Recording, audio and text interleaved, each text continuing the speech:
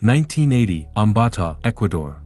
The Andes Mountains are breathtaking, silent, and ancient. But beneath their beauty, a shadow has been moving. For years, young girls have been vanishing from the markets of Colombia, Peru, and Ecuador. The authorities, overwhelmed by civil unrest and poverty, barely noticed, until a sudden flash flood in the city of Ambato washed away the topsoil of a remote field. What the mud revealed was not stones or roots, but the remains of dozens of children. The search for a predator led to a man named Pedro Alonso López, a man who didn't just admit to the crimes, he bragged about them. Welcome to the Well of Monsters.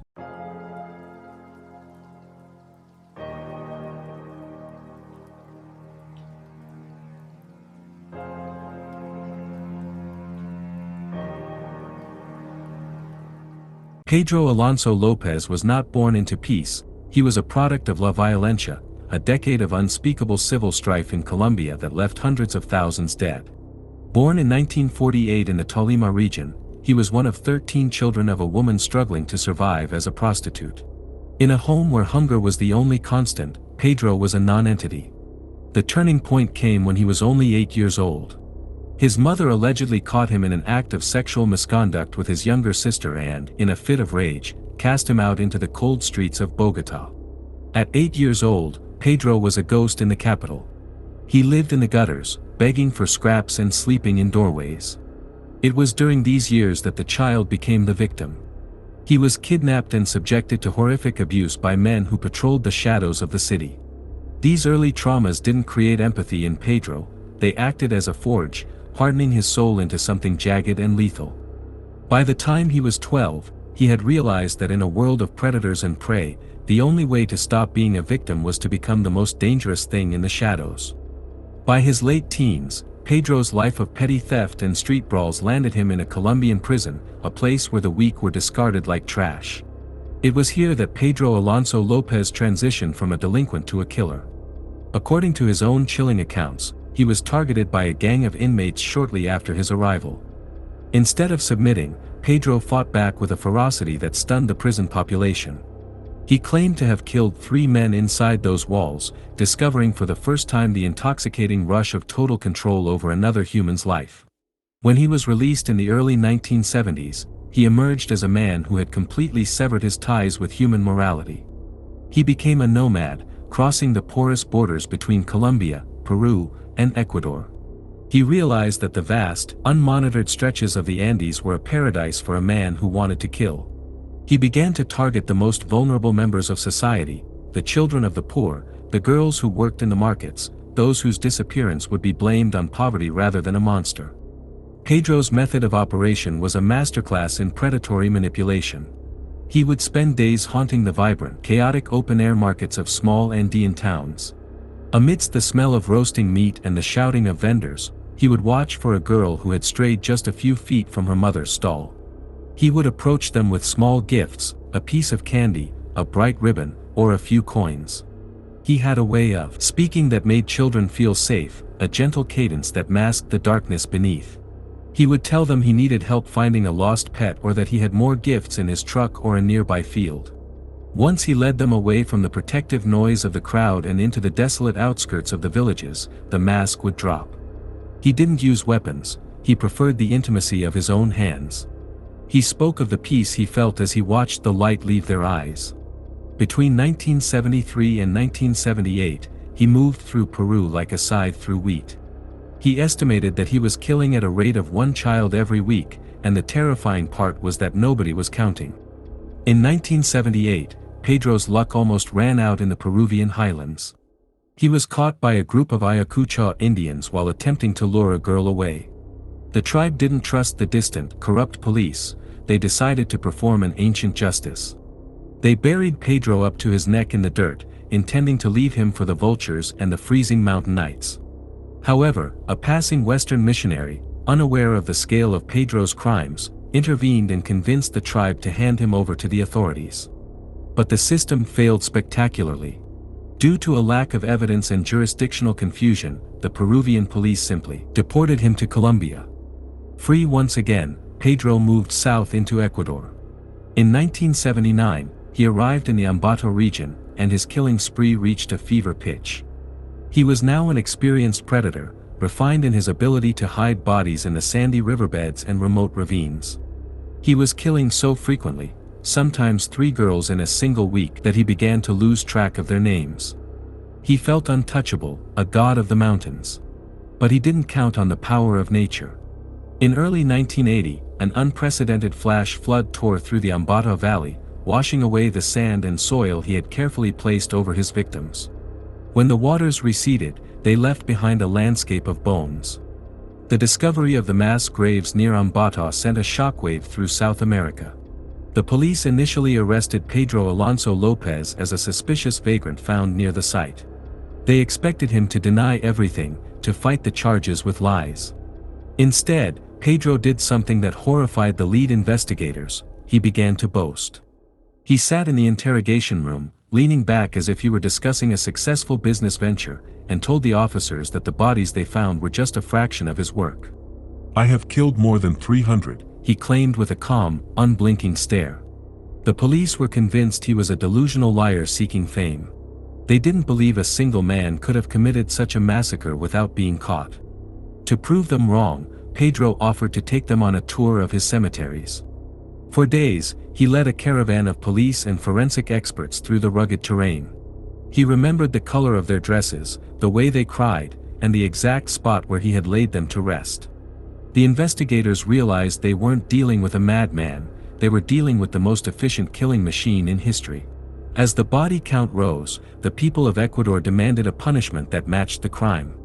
They wanted him executed or locked away forever in a dark hole. But the legal reality was a bitter pill to swallow. At the time, Ecuadorian law had a maximum sentence for any crime, regardless of the number of victims, of only 16 years. There was no provision for life imprisonment, and the death penalty had been abolished. The families of the victims watched in silent fury as the man who had confessed to 300 murders was given a sentence that meant he would eventually walk the streets again. Pedro was initially sent to a psychiatric facility, but doctors found him to be a narcissistic psychopath, fully aware of his actions and legally sane. He was then transferred to the Garcia Moreno prison in Quito. Inside the prison, he became a model prisoner, learning to play the system just as he had played his victims. He gave interviews to international journalists, speaking with a philosophical detachment about his urge to kill. He claimed he was a man of his time, a product of a violent continent. He was young, healthy, and he knew that every day he spent behind bars brought him closer to a freedom he didn't deserve. Inside the walls of the prison in Quito, Pedro Alonso López became a student of the law. He knew that good behavior could shave years off his already lenient sentence. He stopped his aggressive outbursts and began to cultivate the image of a reformed man. He spoke to priests and claimed he had found God. He even began to give advice to younger inmates on how to navigate the system. To the prison staff, he was a success story. To the criminologists who visited him, he was a terrifying enigma. He once told a journalist, "I am the man of the century." He didn't see himself as a criminal, but as a historical figure. He understood that the public's memory is short and that political administrations change. He waited patiently, watching the news from the outside world, knowing that the outrage over the Ambato graves was fading. He had served 14 years when the Ecuadorian government, eager to be rid of the international embarrassment he caused, granted him an early release for his exemplary conduct. In 1998, the prison gates swung open, and the monster of the Andes stepped out into the sunlight. The Ecuadorian government didn't want Pedro on their soil for a second longer than necessary. Upon his release, they immediately handed him over to Colombian authorities. There was a glimmer of hope for justice. Colombia still had open warrants for the murders he had committed there in the early 70s. Pedro was transported across the border in a high-security convoy and placed in a psychiatric hospital in Bogotá for evaluation.